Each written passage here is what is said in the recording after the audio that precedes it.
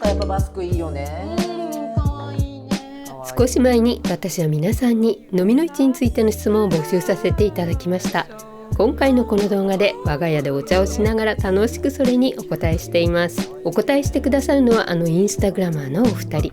質問にお答えした後も話が尽きない言っちゃいけないギリギリトークはこっそりと動画の最後にご紹介。そんなお茶会の前準備に実は私はこんなこともしていました。さあ皆さんの疑問はこれで少し解決するかな。今回は楽しい話が盛りだくさん。最後までごゆっくり楽しんでご覧になってくださいね。ボネケ本舗。こんにちは。遠いところよくお越しくださいました。どうぞ。すごい楽しみにしてた。嬉しいです。いいお家。はいどうぞ。よくお待たせしました。お待たせして。そして龍之介さんもご到着。いらっしゃい。どうぞ。とんでもないです。素敵なとこですね。ありがとうございます。いいですか。どうぞお入りになってください。今回のゲストはアンティークラバーのインスタグラマーエスカルゴ16京子さんと龍之介さん。私がお二人のコレクションを撮った動画はこの概要欄からご覧になってくださいね。素晴らしいコレクションですよ。また撮りに行かなきゃね。増えていらっしゃると思うからまたもう嬉しいです。この巨匠お二人に来ていただけてちょっと春っぽくフルーツの作ったんですか？はい、作りました。作れるんですか？ちょっとね、今年の目標にしていて、26年度はケーキを月1回作るっていうので。じゃーん。ちょっとまだね、下いろいろ乗っちゃってますけど、ぜひ。中は何がクリームは抹茶のクリームですね。あとちょっと赤い果物っていうんですか？グリフージュ。かわいい。可愛いでしょ。なんかこれもなんかブロカントで買った入れ物なんですけど、なんかそういうなんかこんなもちろん作って手作り。はい作ってきたので皆さんでどうぞっていう。さすが。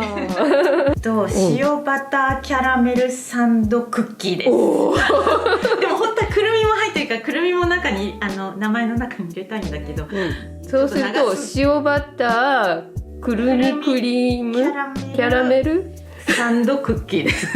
わ楽しみです。ありがとうございます。でもポネさんもすごいたくさん用意してくださって、アルザス好きの京子さんにちなんでアルザス地方のクレモン・ダ・アルザスで乾杯。皆さん。じゃあ今日よろしくお願いしま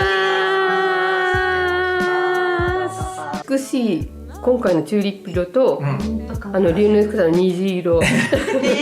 私もっと明るいの着てきたらよかった。なんか上が映るんですもんね。そう、いや僕どうしようかなと思って、でもちょっと僕はピンクイメージでいこうかな。すごい素敵。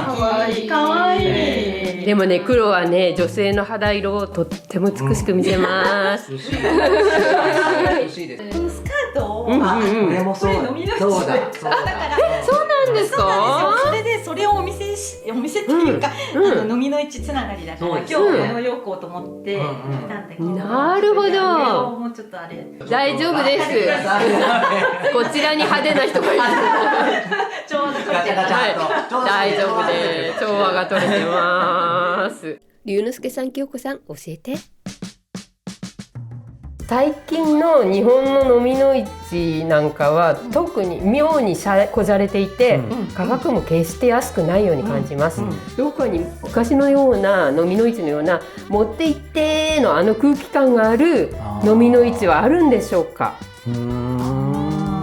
でも僕それちょっと感じてるところ最近すごいあって、実はあって、やっぱ綺麗すぎて、あまりに綺麗すぎて、実際の生活では使えない、もったいなくて。アートなんか飲みの市って本当ね、安いものも普段の生活で使えるのがいいなと思うから、なんかね、ちょっと日本がそういう風になっちゃってるのかもしれないけどもったいない感じがしますね。そうですね。なんか枯れてるのとかさ、柿があるのとかさ、くすんでるやつとかってすごい良かったりするじゃないですか。でもああいうのがちょっとこう不衛生みたいに思っちゃう人ももしかしたらいるかもしれない。多いと思いますね。うん本当になんかこうツヤツヤなの綺麗なのがいいって思ってるウニさんがもしかしたら多いのかもしれない。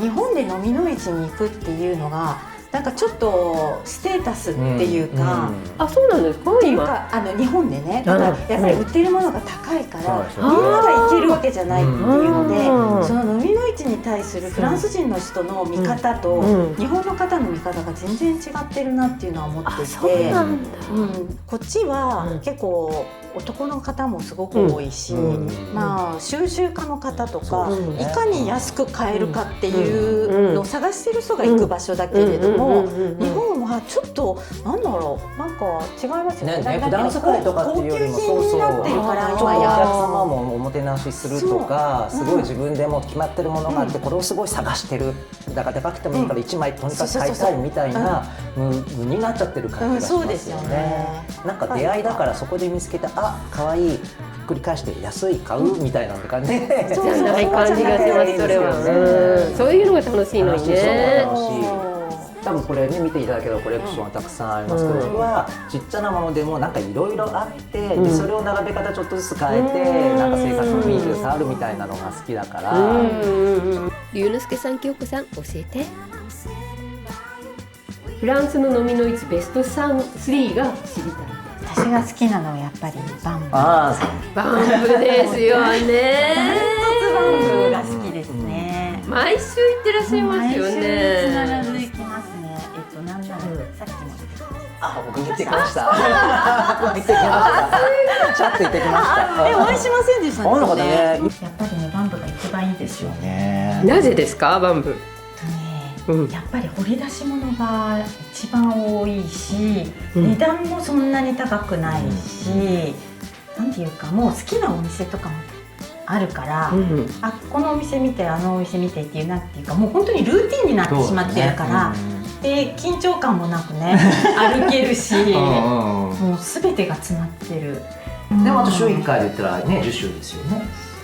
月1回ね。確かに10週はね。じゃあ2番目か。10週2番目ですね。じゃあバンブ10週、ちょっとここまで予想通りって感じなんですけど、3位。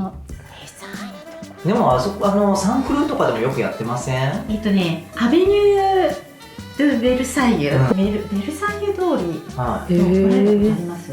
あそこでね、何回かオクトゴナルを安く見つけたことがあるので、ありましたね、ありましたね。そういう思い出があって、どうしてもそこでやるときは行っちゃいます。僕あとちょっと車があるので、ちょっと郊外で言うと好きなのはエタン。ちょっと南の方なんですけど、そこに月1回樹種みたいな感じで、月1回学習なのかな、あって、でたまたまちょっと時間が空いてたりとかするとそこに行ったりとかします。あまり言っちゃいけない。でも車がないと行きづらいんですよね。RER とかもないかな。ちょっと、車とかもしあるのであればそこら辺ですかね。龍之介さん、京子さん、教えて。フランス語が話せない旅行者は、飲みの市なかなか行けないと思うんですが、そういう人をフォローしてくれるツアーとか案内してくださる人とか、飲みの市に特化したそういうのはないんですかって。どうでしょう。需要が私たちしますよね。DM くださいってなんで。もしかして京子さんに頼めたりするんですかね。入れてくださいね、小屋さん。本当に。じゃあこれに入れときます。私京子さんの連絡先。ちょっとダメ元で、ほら京子さんもねお忙しいので、ダメ元で一度お願いしてみたらどうでしょうか。もちろん龍之介さんもここに入れときますね。私たちのお友達もね、喜んでた。そうですよ、そうですよ。そっか、もしかしたら紹介していただけるかもしれないですね。じゃあね、もっとご連絡入れてみてください。なんか置き屋みたいになってます。これ芸者揃えてますみたいな、置き屋さんみたいになってます。やりたい放題ですよね。はい。この巨匠2人にご連絡いただければ、もしかしたらそういった方ご紹介していただけるかもしれません。諦めないで一度ご連絡してみてください。龍之介さん、京子さん、教えて。ぜひお聞きしたいのですが、ポネさんは飲みの市でご購入後、ご使用になる前にどのようなお手入れをしてからご使用していますか？使用していますか？コンディションにより消毒が必要な場合などもあると思いますが、参考に教えてほしいです。消毒はしたことないですよ。洗うはもちろん洗うはもちろん洗うけど、なんかそういうジャベルとかそういうのもね、あんまりやってないかも。京子さんってでもあれ、何でしたっけ、ケーキとかそれこそ作るじゃないですか。そういうムールとか使ったりとかもあります。ありますあります。そういう時はでも全然普通に。でもそうですよね。そうですよね。そうでも焼いたりするから一緒だなと僕も思ってて。なんなら焼くから。そうそう。そう。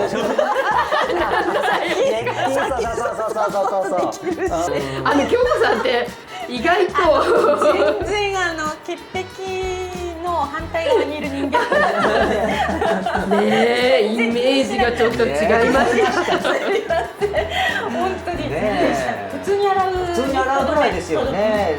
食器用洗剤で洗って、本当にちょっとシミがあったりガクがあったりとかするものは使わない方がいいでしょうけど、欠けがあると飾ったりとかします。だから欠けがあって汚れてたりしてると使わない。あとちょっとそういうくすみがあって綺麗だなと思うものは使うっていうよりも、ちょっとその部屋のデコレーションに使いますね。要するにパティネの状態になってるものは使わない？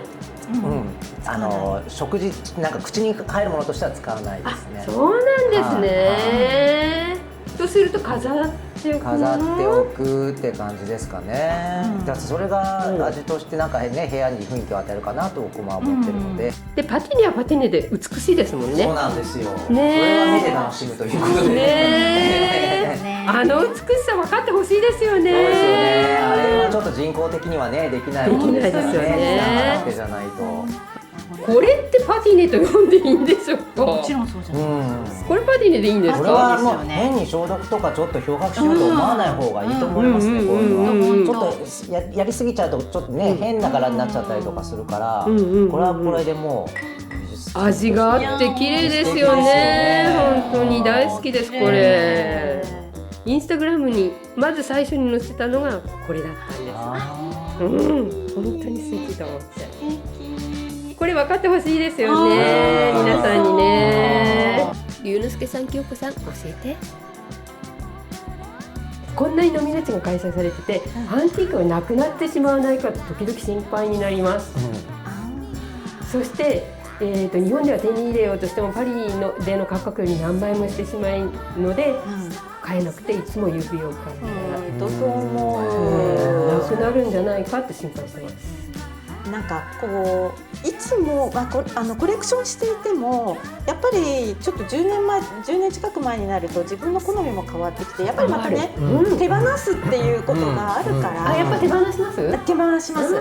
変わらないのはみんな大事にしているっていうことだから、なるほど、大事に扱うってことだから、こうぐるぐる回っていくんじゃないかなと思うんですけどね。やっぱり待ってると出会ったりしますよね。タイミングを待たないといけないです。時10年前だか20年前にすごいカフェオレボールのねブームみたいなのがあって、それが日本人も含めてすごい買い占めちゃって、その本当にこういいデザインのカフェオレボールってもうなかなか見ないとかって言うけど、多分コレクターの人がどっかにね、どっかに入れちゃってると思うんですよ。僕もまだ探してるけど、僕はここにいっぱいいます。ここに。もうここが持ってしてくれたらね、ありますよ。でもそういうことだよね。多分ね、18世紀19世紀のものも昔の人がそうやって集めてて、なくなってしまったとか、さっきおっしゃったみたいに、そうもう自分の趣味とちょっと離れたなって言ったらまた売ったりとかするから回ると思うから、回してほしい。回してください。龍之介さん、京子さん、教えて。これわかる。旅行者なのでちょっとよそ者感があります。飲みに行った時にね。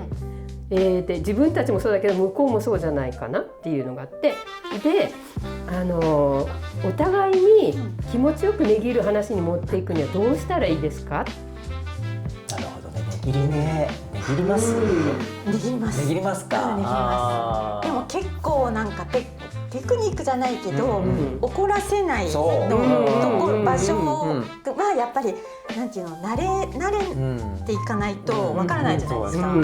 だからやっぱり通うのが一番いいとは思うけれども、あんまりちょっとひどすぎる値下げをお願いしちゃうと怒らせたり関係が悪くなっちゃったりするから、まあ注意が必要ですよね。それが何でもかんでも初めて行く人には難しいですよね。そうなんですよ。どのくらいがあれかな。だからなんかちょっとね一緒にガイドの人とかいれば、ね値下げいろいろやってもらったりとか言葉が喋れるからいいと思うんですけど、結構値引きって言ったら本当におっしゃったように注意しないと怒らせてしまったり、なんかすごいその後無視されちゃったりとかっていうのもあるから、なんかねよくガイドブックとか見ると値引きにも挑戦してみて楽しんでみたいな、それが醍醐味とかあるけど、あんまり醍醐味かなと思ってしまうところは僕は正直あるんですよね。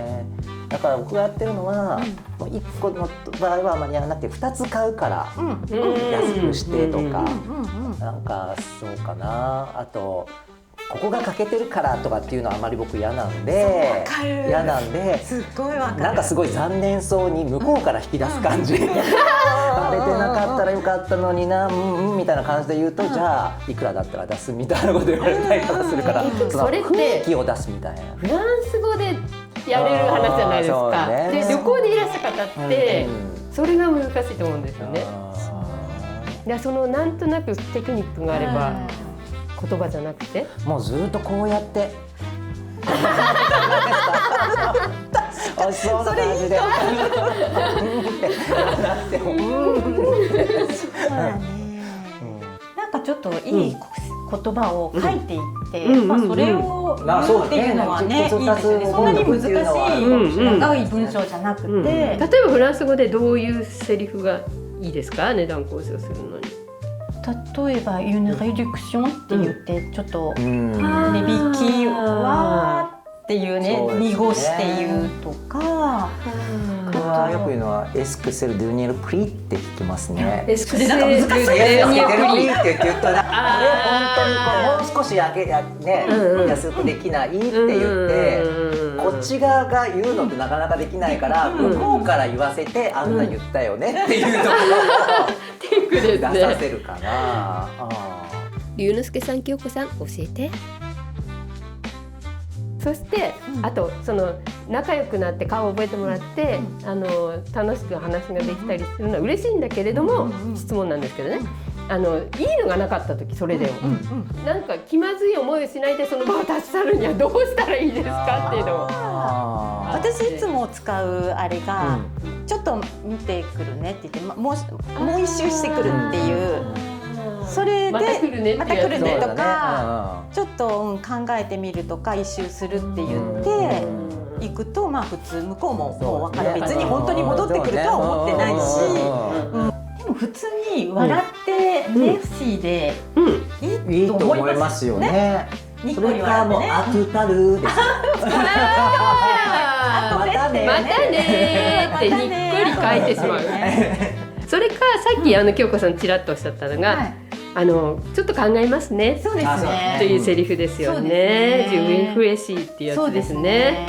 とかちょっと一周しますっていうのはジュフェアントーっていうなるほど言葉で、ちょっとまあ一周プラッとしてきますって言えば、じゃあまたねっていう感じです。また行かなくてもね、もうね、バヤさんも結構バシャバシャしてるから覚えてないでしょうし、そういうことねって分かってもらえるってことですよね。そんな難しく考えなくても。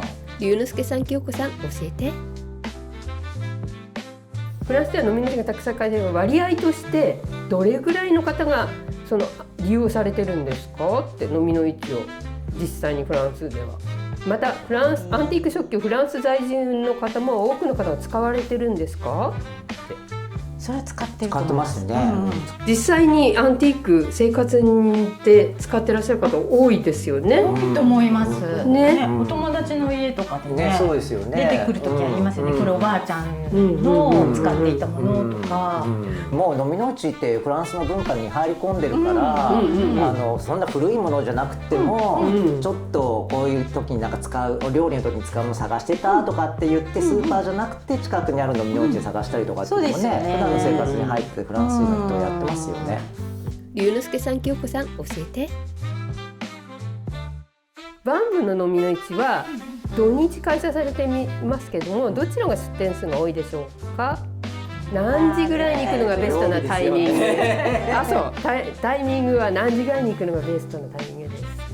朝早くなってるからまあ9時ぐらいとか9時半ぐらいとかゆっくり行ってたけど、なんとなくね、早くなってますよね。中華皆さん早すぎですよ。早いですね。でもバンバンやっぱりちょっともう12時ぐらいになるとそわそわしだしてみんな片付け出すから、であそこ多分2時間ぐらいはゆっくりとかかっちゃうでしょ。1時間半とかね。そしたらやっぱり9時半じゃちょっと遅いかな。遅いですよ。ちょっと気持ち的にこっちの気持ち的に。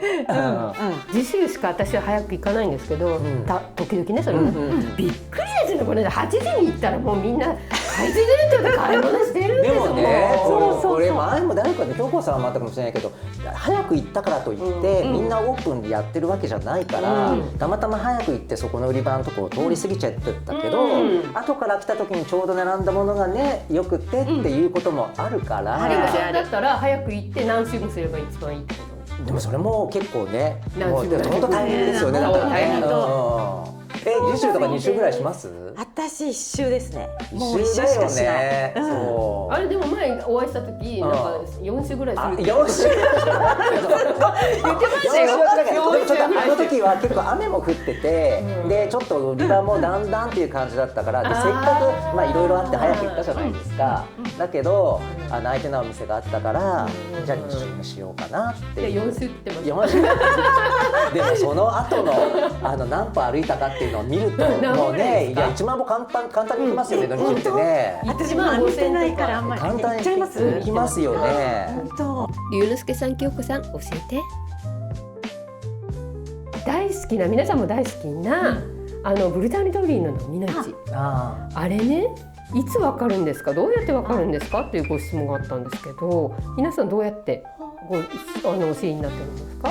1ヶ月前とかにそういえばもうすぐだなと思いながら、それでインターネットで調べるとちょっと情報が出てくるっていう感じですね。そんなに前もってっていうのはなんとなく5月ぐらいとかね、11月ぐらいでしたっていうのは思ってるけれども、最終的な日にちっていうのは僕たちも1ヶ月前ぐらいですかね。ちょっと情報がみんなからちょっと聞き出してっていう感じですかね。インスタグラムで確かブルターニュ通りののみの市のページがありますよね。あります。そこでね、本当にギリギリになってですよね。でも大体ね、発表になるのはね。だから大体5月と11月あたりになったら皆さんそれを調べれば分かるかなっていう感じですね。ちょっとでも旅行の計画を立てるには大変ですね。リスクはちょっとあるかもしれないですけど。龍之介さん、京子さん、教えて。大きいのみの市、1年に多分春夏とか2回とかいうのがありますけれども、どんなのみの市があって大体何月頃かなどまとめて教えていただきたいです。で大体決まっているのが皆さん行かれると思うんですけど、リールとかアミヤンとかね。9月でした。9月の最初の日曜日。でアミヤンが10月の最初かな。アミヤン4月もありますよね。4月もあります。4月の第2とかだ。もう時期ですね、4月ね。その辺かな。あとシャトゥね。あとシャトゥですね。今度3月と、あとは10月、9月の下旬だった。9月でしたね、確かね。その辺かな。決まってますよね。あとね、さっきもお話ししたっけ、シャンボールシャンボールちょっとね5月1日です。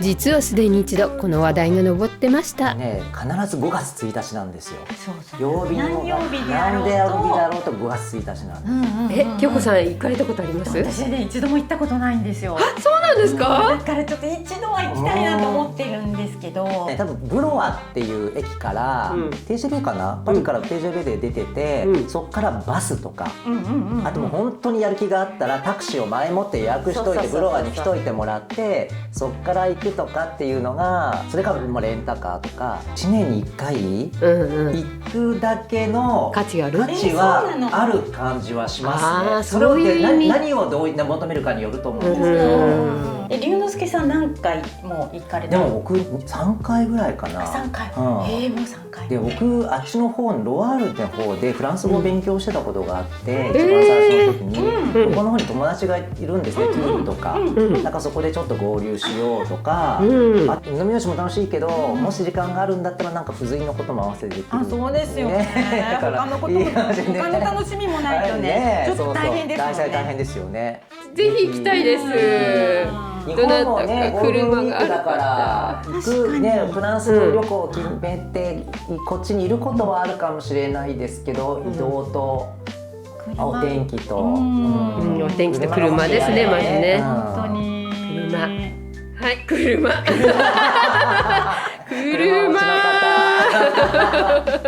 お持ちの方いらっしゃいます。伺った方がいいかなと思いますので。そうなんですね。素敵ですよ、お城をねバックにしてね。本当にお城で本当にめったにないちょっとパリ市内では見当たらないようなものとかも会うことができるので、800とか1000まではいかないけどね、売り場も結構出ていて、そんなにいるんですか？見応えあります。いいですね。なんかこう夜が明けていく様子がすごい綺麗で、お城の朝早くから来る人は本当にちょっと日が上がってくるところからね、一日をずっと過ごせるっていうのは、朝苦手な私としてはそれどうにかこう逆にならないんですかね。夜が更けてから皆さん売り出すみたいな。そう、懐中電灯同じじゃないですか、暗いんだったら。なんで朝なんでしょうね。朝早いです。でもそこはもうちょっと頑張っていただいて、頑張らないといけないですね。龍之介さん、京子さん、教えて。飲みの市の質問です。何度かバンブーに行っていて、小さめの額縁を探すのが見つけられません。どのあたりを狙うといいですか？額縁、京子さん。額縁はなんかこそっと売ってるんですよ。特に小さい額縁はなんかガラクタに混じってこそっと置いてるんですよね。だからそれに気づくか気づかないかが一番大事なところ。どのあたりを狙うといいですか？どのあたりを狙う？綺麗に、基本的に綺麗に並んでいるところはダメですね。高いから大体でごちゃごちゃとか、ありそうにないなっていうところを見るのが私は一番なんかそんなに高くなくて、じーっとこう見てれば、これこうさっと見るだけではやっぱり分かんないですよね。じーっと見てると気がつくんです。じーっと見てると見えてくる。見えてくる。本当にパーッとこう浮かび上がってくる。でもそれぞれセンサーがあるから、京子さんは額縁センサーが発動してたんですよ。発動するんですよ。発動するんですよ。ボネケホンポ。ティーポットなんですけど、どれが全然お二人に比べると全然すごくないんです。このカップを吊るすこのあれはご自分でつけたんですか？そうです。どれ何？引っ掛ける。あまりにも場所がなくなって、確かにしょうがなくてもつけました。めちゃめちゃ可愛い。ボネケ本舗。今回の龍之介さんと京子さんとのお茶会の数日前、食器棚にカップ用のフックを取り付けました。棚2段に入っていたものを取り出して床に置いて、棚板を外してその裏側にフックをつけたというわけ。食器を増えても家は大きくできませんからね。少しでも収納を増やすための一工夫。さあできた。カップを吊るします。配置を変えたりフックを増やしたりしながら完成。吊るせないカップはまだあるけど、仕方ないですね。これでよし。カップのコレクションを見るのが楽しくなりました。満足です。そのついでに壁に飾っておいたお皿も変えてみました。玄関の廊下のドライフラワーも変えてすっきりと。ボネケ本舗でスータスこれの欠点はやっぱスータス探さなきゃいけない塩バター、キャラメル、サンドクッキー覚えたかわいいこの器っていうこのね缶がねかわいいです。私本当気にしない人なのでこれに入れてきちゃいます。もう可愛さ重視。ね、可愛い可愛い。いいお皿。ピコちゃん。このでかいの。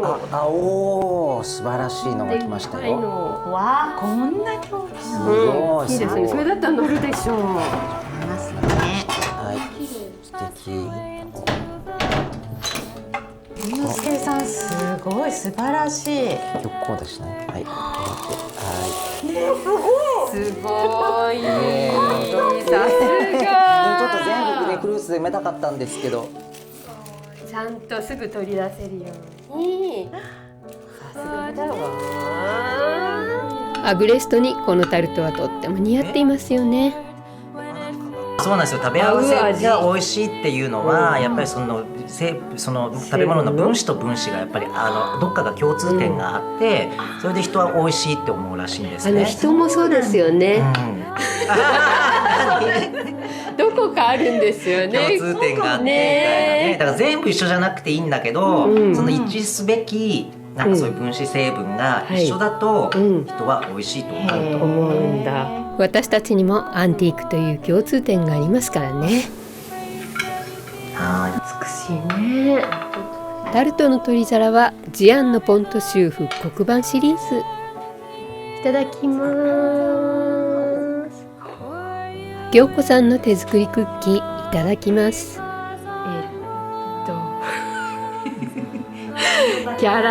白バターキャラメルサンドクッキーアーモンド入りでくるみです。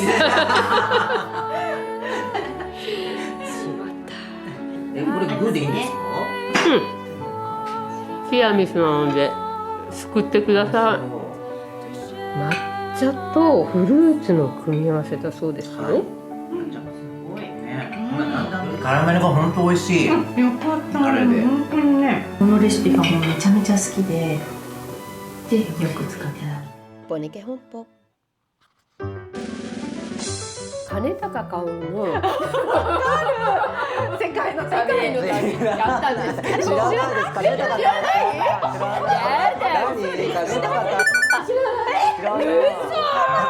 朝起きて見てましたよね。知らないです。それはフランスの人なんですか？世界の車窓ではないでしょ。金高薫。誰だ？金高薫。ショック。わかんない。年代的なものだとか。あったっていうこともびっくりした。そう。日曜日の朝はもう風から始まります。私たちはコーダシャオですかね。誰だっけ？この人だってスーパータイムね。もちろん知ってます。泉さんとでもそういう感じじゃないでしょ。別になんかこれ旅番組かなんかで回ってるってことでしょ。そうです。金高薫はね、あの時代、あの女性で世界を旅してね。金高薫、知らないわ。金高薫世界の旅。なんかほら。ポネさんもそういう雰囲気があるじゃないですか。京子さんもね、料理やってらっしゃるけど、世界があるから、やっぱりなんかちょっと自分の世界がある方が面白いですよね。ゆうのすけさん塊だね。そんなことないです。僕何もやってないからわかんないけど。固まってますよね、世界が。僕はただガチャガチャしてるだけだからなんかいろいろやっちゃってるけど。ポネさんは誰の YouTube 動画が出たら楽しみに見てますか？山岳の遭難ね、なんで？それがどうやって生き延びたかみたいな。どうやって遭難しちゃったのか。どうやって遭難しちゃったのかの方ですか。なんでそうなったのか。あと事故とか、昔は航空機に落ちるの大好きで。いや見れない僕そういうの。その気持ちはわかるけど、どうしてそうなっちゃったのっていうところの謎。結構でもちょっと残虐というか見れないシーンとかないんですか、そういうので。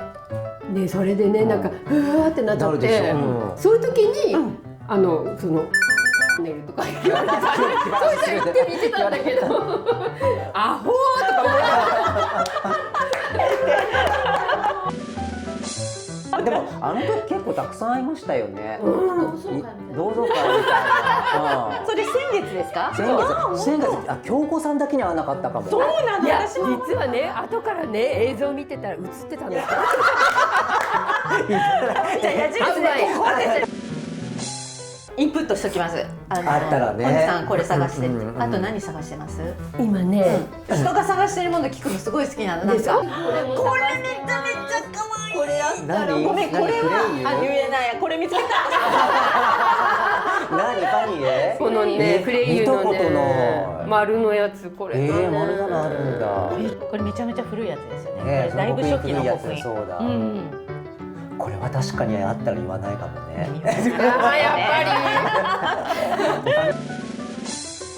これ私50ユーロで買ったやつなんですね。これがノーマンさんで買った。こっちも50ユーロなの。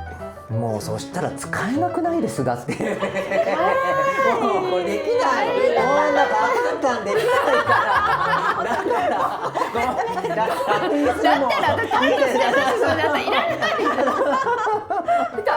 使えないからもうだから買えない。もう本当にさ、顔は私でもちょっとほらやっぱり。ほら。でもそれ買われた時の見たけどすごい喜んでってね、ボネさん見つけたって言って。15ユーロだった。あそこでしょ。マルカなんかのとこでしたよ。セーヌ川沿いのね。見たこれだって言って。する。ごめん取らないで。出さないでくださいね。確かにそれだけだった。また飲みの市アンティークに関するご質問があればコメントで教えてくださいね。この企画の第2弾第3弾で取り上げさせていただきたいと思っています。今回のサムネイルの撮影を YouTuber のオリエル・パリ・フランスさんにお願いしました。その後一緒にバンブをちらりと散策。この動画の概要欄からオリエル・パリ・フランスさんの動画でチェックなさってみてくださいね。これからも皆さんに楽しんでいただける動画を作っていこうと思っています。お見逃しにならないようにチャンネル登録をよろしくお願いいたします。登録後ベルマークを選んでくださいね。私の新着動画のお知らせが届きます。今回も最後までご覧いただいてありがとうございました。また次の動画を楽しみになさっててくださいね。閉まる。